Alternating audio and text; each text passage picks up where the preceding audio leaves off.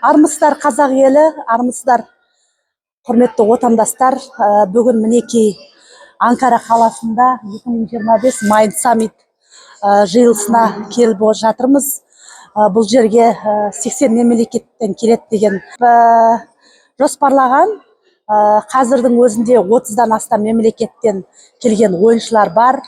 Соның ішінде жаңа асық ойыны, тоғызқұмалақ, мангала, отелло, абалон деген ойындардан жарыс өтіп жатыр.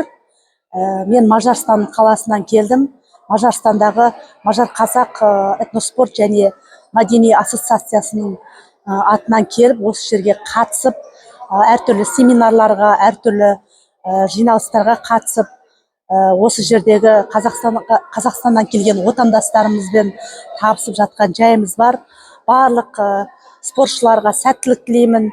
Асық ату федерациясынан келген Мұсағали ағамызға, оның командасына тек қана сәттілік тілеп, Қазақстанның көк туын желбірете берсін деген сөзімді жеткізгім келеді. Аман сау болыңыздар.